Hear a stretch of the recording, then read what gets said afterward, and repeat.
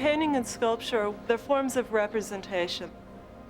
I don't think that anything that I do is so dissimilar from that. In some way, these are all attempts to talk about like my own subjective interpretation of the world and to also do something that will relate to other people's experiences within it. I grew up in like very suburban Southern California. I think my parents had this fantasy about building a country home in the middle of nowhere. So my dad built our home on the edge of, a mountain. By the time I was in high school, it was completely built up. It was suburbia. It was only after I moved to New York that I realized what a gift it was to come from someplace so normal. I moved to New York in 1990, and the first place I lived in was this really tiny storefront, also in Brooklyn. At that time, I was doing really different work. I was actually working with animals and breeding them. For instance, a breeding unit, not only would it influence the way that the animal would develop, but it would also have everything built into it that the animal would need for living. So, after doing this work and living in this tiny space for a while, I think that, it started to make perfect sense to try and create structures like that for myself to live in. The living unit was meant to function for every single thing that I needed. I didn't have a shower or bathtub, so it had this large plastic sink that I could take baths in as well as wash my dishes in. It had a built-in kitchen area, it had a desk area, it had a sleeping area. It was sort of like building a house or something that I could own that would be permanent, and it would just go inside of the houses that other people would own. I literally believed that when I made that piece and I had it completely perfected, that it would solve all of my problems, And it was this really wonderful period in my life of feeling like I was moving towards this concrete direction. And the irony is that when I finally finished the living unit, and it was perfect, and there was nothing left to do to it, I felt, I felt completely despondent and, very sort of like listless and depressed. And that at that point, in sort of gauging my own reaction, I had this revelation that no one really wants perfection. We're obsessed with perfection. We're obsessed with innovation and moving forwards. But what we really want is the hope of some sort of new and improved or better tomorrow. I think that my work's always been really influenced by the places that I've lived in. In fact, if you look at every body of work, you can trace it back to particular circumstances that I've had to deal with. Well, kitchen is a good stop sort of on the AZ tour, because what I've said about the kitchen and how I use the kitchen, Andrea's not a cook, right? And which is really obvious because she's got a teeny tiny refrigerator and my chicken lived in the kitchen. And her chicken lived in the kitchen. But you have this huge table in the presentation room which facilitates big dinner parties. We did stay strict to Andrea's sort of utilitarian bowl system of the small, medium, and large bowls. So you just use bowls for your dinner parties? There were times when we just used I've always wondered dinner if you party cheated. bowl. Oh yeah.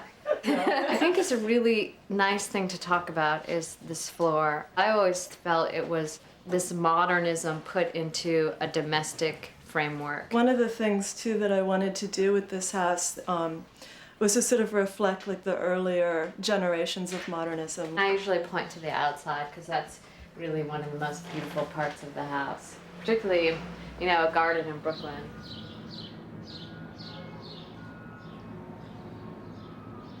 The bathroom at the AZ, Andrea's house, is the tour de force of the house. It's sort of the epitome of organization, comfort, and utility. I mean, the floor is really particular in that Andrea hand-laid every tile, right? Well, painstakingly. They come in square foot sections, but I did that by myself.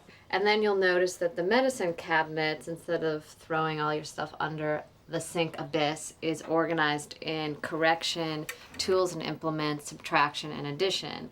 And addition is, sort of obvious things of cosmetics, skin lotion, deodorant, and subtraction. perfume. is things for cleansing and taking away. And then everything on top is organized, labeled accordingly. Sort of it for the bathroom, huh? For 9 years, I've been doing the uniform project where I, have one garment that I'll wear for a season. Originally, it was for a 6-month season. Now it's for a 4-month season. This is a really good one. This is from last spring, and it's rayon. They kind of get worn out and tattered by the end after wearing them for 4 months. It started because I had an office job and I was supposed to wear something respectable to work, but I didn't have that much money. Sort of colorful spring dress. Most of the time we can afford like one fabulous outfit that you really love to wear, but there's some sort of social stigma against wearing the same thing 2 days in a row. So I decided that in my case, actually, like, variety seemed more oppressive or restrictive than continuity. So this is basically your standard personal panel. For several years, I could wear anything as long as it was made out of a rectangle. Ties in the back, and the tops tie behind my neck. The Russian constructivists made clothing that was very geometric. They felt like when you weave fabric, it's in a rectangle. So when you actually take that rectangle and cut it into other shapes and then sew it into even different shapes, that you're completely ruining the integrity of the fabric. I thought I would just take it and for fun push it to its furthest extreme, which was making garments only from rectangles. With just some subtle changes, you have this huge array of, kind of references. After a while, I got sort of tired of wearing rectangles all the time. But keeping within that set of parameters, the only thing that I could think of that would be like a first-hand form of creating something where you're not making one thing and changing it into something else was making something from a strand. So that's why I've been crocheting my dresses now, is that everything becomes like this one sort of continuous strand. The most insane dress is the one I'm going to wear next summer, or this summer. This is the dress that I've made to wear on the island in Denmark, and I started making this over a year ago when I started traveling to Denmark, and I realized how cold and rainy it is there all the time. So this is kind of like the alpine fantasy dress. My parents liked to travel, but we didn't have that much money because they were school teachers. So we would always have these sort of crazy summer schemes, like going to Europe and camping across Europe, or they had Volkswagen bus. So I spent a lot of time in a very, very small space with my family. And when I was 12, they bought a 31-foot sailboat. And so we did sailing trips in that. I always hated sailing, but I was really obsessed with the way that the boat would function.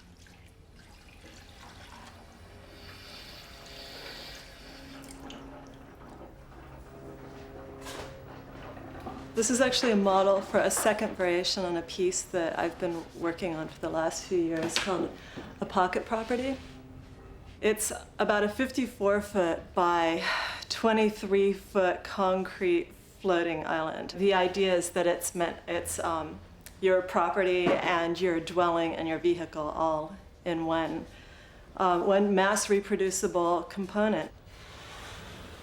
Last summer, we basically built the entire island, and then it was open in conjunction with an architectural exhibition.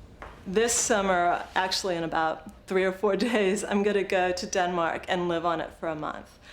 And for one part of that, for 1 week of that month, actually, some friends are going to come out and we're going to make a film about the experience of living on the island.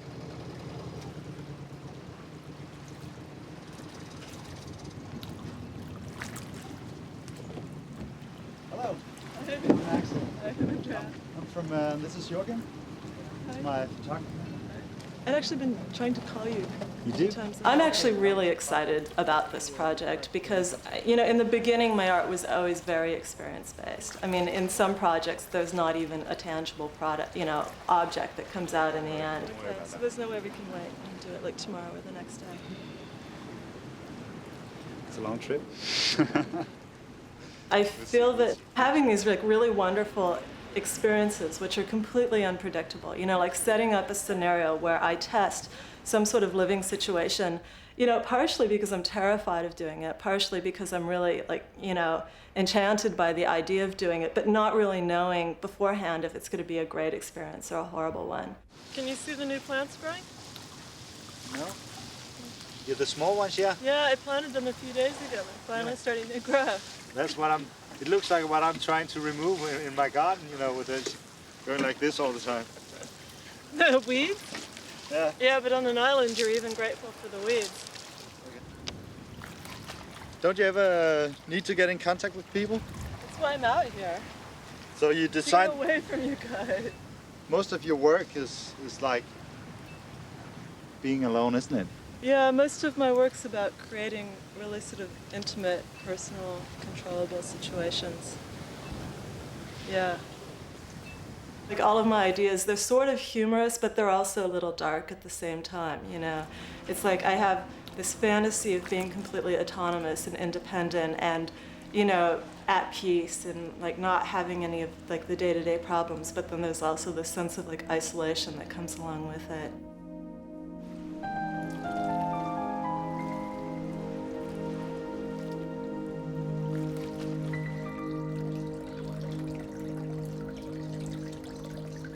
People say that my work's about design or it's about leisure, but really I think that it's much, like the main issues are much less tangible than that. The issues that I'm really interested in are, you know, human values and perceptions and how you think that you understand certain, you know, fundamental values that you know, within your life, and you think you understand what they are and that you need these things, but then they're constantly inverting into each other. It's like things that you think are liberating can actually become extremely confining or restrictive or repressive. And things that you think are controlling can actually give you a greater sense of security and liberation in the end.